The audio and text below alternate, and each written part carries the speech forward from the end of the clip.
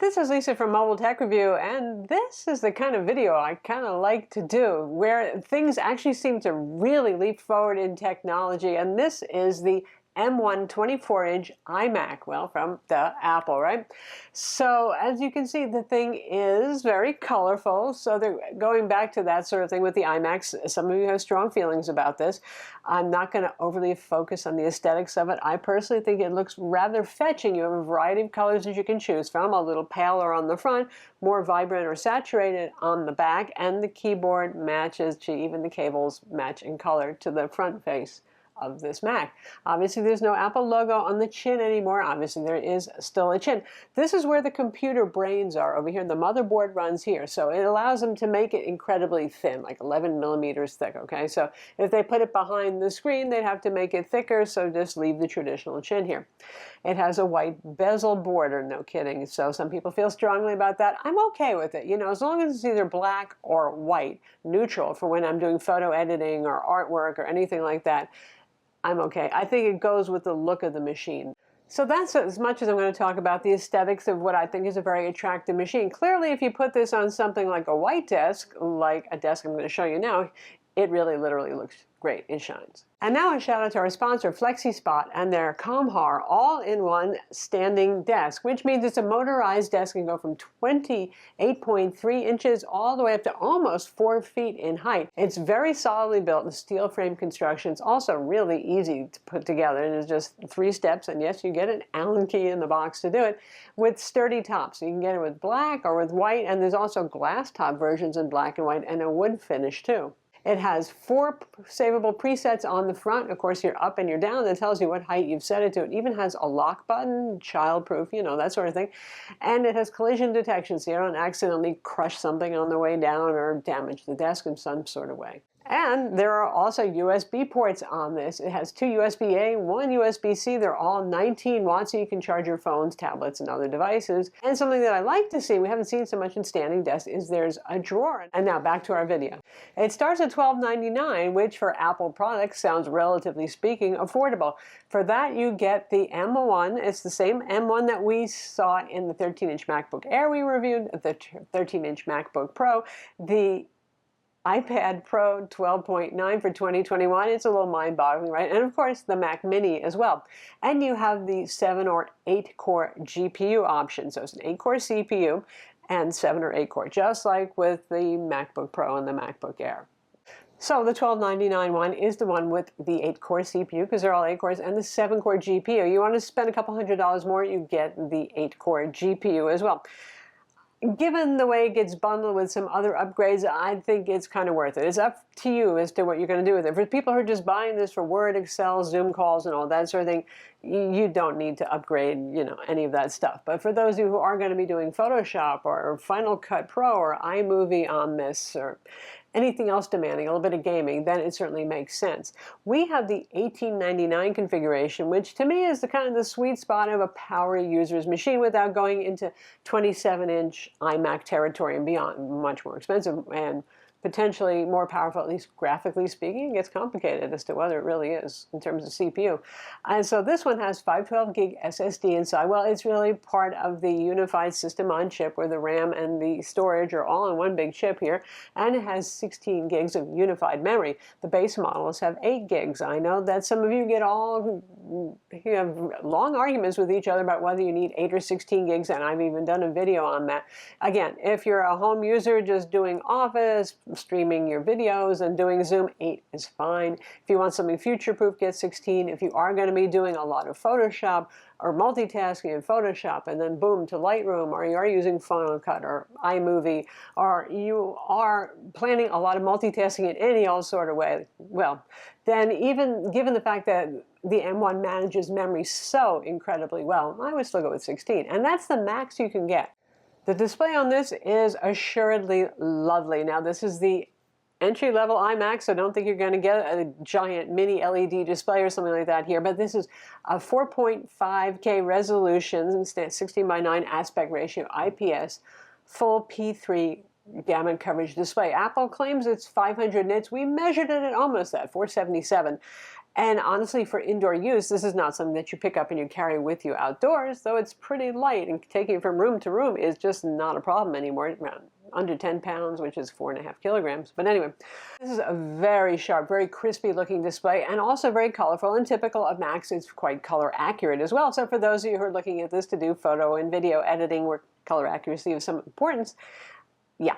So for something that starts at $12.99, because no matter which version of this you get that display, that's not bad. And that's one of the selling points of iMacs often, is that you get an awful nice display. But this one sure outdoes the 21.5-inch iMac that it replaces. We have a multi-speaker system here with Dolby Atmos support for surround, and it's pretty good. And not quite as good as the 27-inch iMac, which is bigger, has room for bigger drivers, but it's very nice sounding for a desktop computer system. It doesn't make you run out there to Best Buy to buy yourself some external speakers for sure. It's good stuff.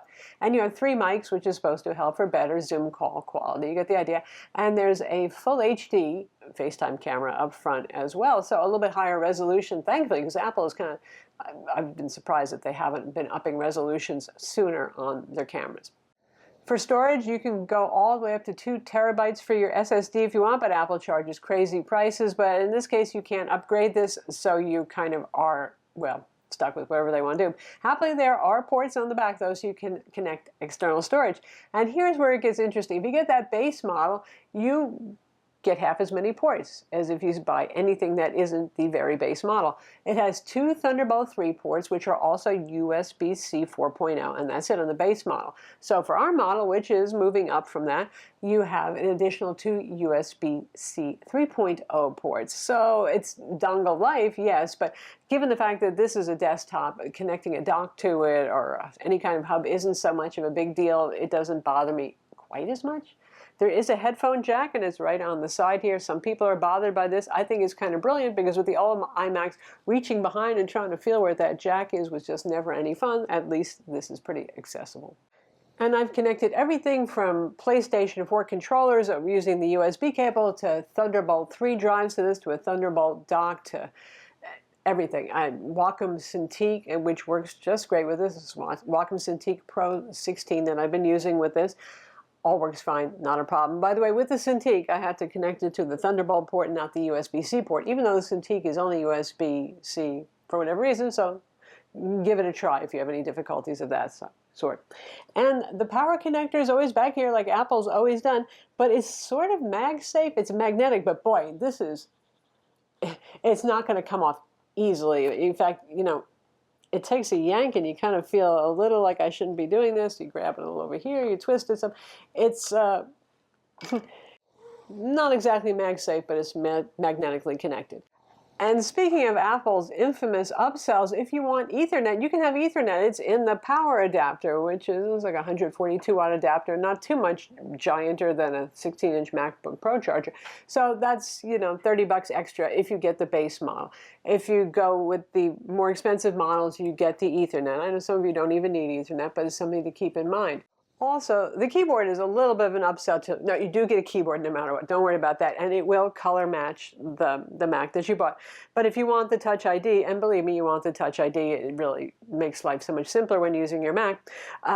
With the base model, you don't get the Touch ID button. If you get one of the other models, anything more than the $12.99, you get the Touch ID here. Of course, you can buy this keyboard separately if you want to. And there's matching color, magic trackpads, and all of that sort of thing. When you build to order from Apple, you can order those things or pick them up later if you like that stuff. So in terms of what it's like to live with this Mac, one of the reasons we didn't just bolt out the door and do some benchmarks, and you know, you've seen the benchmarks running on screen here probably already, but I want to see what it was like to live with this for like a week, as if it was my main computer, and keeping in mind a 16-inch MacBook Pro that I've been using, also an M1 13-inch MacBook Pro for comparison, similar performance between all the M1 Macs, by the way, and the 27-inch iMac that we use. It's a couple of years old for our video editing, for all the videos that you watch on our channel, which is 4K footage and motion and effects and all that stuff that our video editor does. And it's wicked fast, folks. It's really very smooth and very fluid. So I was doing the things that I typically do, which is Photoshop, a lot of Photoshop, both for photo editing and also for doing digital art, hence the Wacom Cintiq Pro that was connected for drawing. And to not hear the fans is just delightful enough right there compared to my 16-inch MacBook Pro, which gets huffy and chuffy when I do that stuff. And then to throw Lightroom into the mix as well. And it's fine. 16 gigs of RAM, running both of those simultaneously, because often I'll take something from Lightroom and then I want to throw it into Photoshop to do the finishing touches on it, and it's good. Then Final Cut Pro, which is what we use usually to edit our videos. And taking one of our actual projects, you can see this was our Intel 11th generation gaming laptop CPU video right here. So 11-minute, 12-minute video, 4K, again, transitions, you name it, it's all just great on this. And the export times are very good, which is pretty impressive when comparing this to our several-year-old 27-inch iMac with a 5K display. So you're getting a little bit smaller screen and a little bit less resolution, a half a K loss there. But okay, so scrubbing through the timeline, everything all fast, and preference is set to quality, not to speed. Throw in motion too to see how it does. Again, with 16 gigs of RAM, it's fine. No problems, no stuttering. So this is interesting. Now, if you're more advanced than we are, if you're doing something multicam footage, for example, and we have B-roll, but say you got stacks and stacks of B-roll on top of B-roll, I don't know why you would though. You know, obviously there's a room for an even more powerful Mac, and Apple will of course make one of them, but it's surprisingly capable. And then lastly, well, you know, woman cannot live by work alone, so I've fired up Steam and I installed Borderlands 2. The Borderlands 3 port is pretty much trash, so I didn't try that. And in the VRAM on this, that requires 8 gigs of VRAM. Obviously, you're not going to have that available so easily here. But Borderlands 2 is running near 60 frames per second on this at full HD resolution and looking sweet. And you don't really hear the fans kicking on, which is pretty outrageous. Or fan, there is a fan. And it doesn't even get hot along here, which is where your brains are in the Mac. Like I said, it's really a joy to make this video because that's all nice stuff, isn't it? Now, one con here is for those of you who use boot camp and need Windows. The only thing you can do on this is Windows for ARM, which is a, boy, that has, you know, Microsoft hasn't done great with ARM version of Windows so far. So if you're really counting on dual booting and having a full Windows experience, Windows 10, then no, you're just not going to be able to do that here. Only the ARM version works. So there's that. Now, when you compare this, say you have a 4-year-old 27-inch iMac, this will actually be faster, including graphics, when using things like Final Cut or Motion. And honestly, when gaming, again, playing something like Borderlands 2, it was at least as fast, if not faster. I'm sure there are instances where the GPU could pull ahead the dedicated AMD Radeon that was in that iMac, but I wouldn't sweat that. In terms of CPU performance, this is twice as fast as the Core i5 mid-tier that we had from 4 years ago on this. This is faster than a lot of today's Intel Core i7 and Core i9 mobile CPUs. Certainly, you're going to be hard-pressed to tax this. Now, if you're going to do things like Blender and you're more of a professional and you're doing, say you're working for a movie studio and all that sort of thing, doing that level of video editing, that's when you're going to want whatever becomes the new iMac Pro in M2, M3, who knows, M1X52, who knows what they're going to call it. Anyway, obviously, there will be things that are faster than this, and there are people who need more than that, but for most people, it's great. Now, if you're thinking of the Mac Mini, I'm not really going to compare it to thinking about the MacBook Air because, well, this one has sucky battery life, doesn't it? You can't use this without being plugged into the wall. For the Mac Mini, that starts out cheaper. There's a $699 and an $899 base model. If you want to bring it up to 16 gigs of RAM and a 512 gig SSD like we have here, then it's $1099. So obviously, it's less spend out of the gate, but wait, there's no monitor, right? So if you already have a monitor you're happy with, then the Mac Mini can certainly make a lot of sense. If you don't have a nice 4K or 4.5K high quality full P3 gamut display, then this starts to, it makes sense why you would spend more money, because you do get that. But with the Mac Mini, you get legacy ports. You get HDMI 2.0 and you get 2 USB-A ports. No legacy ports over here, so that's a convenience.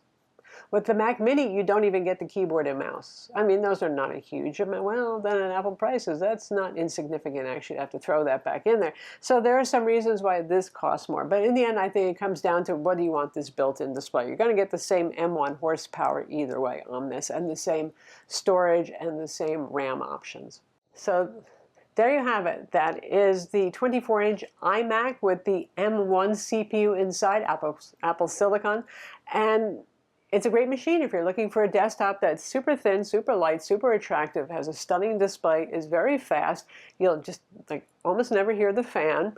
It can even do things like 4K video editing and some gaming, as much as games are available on Macs. Again, if you need Windows on this, forget about it though. I'm Lisa from Mobile Tech Review. Be sure to subscribe to our YouTube channel for more cool tech videos, and thumbs up if you like this vid.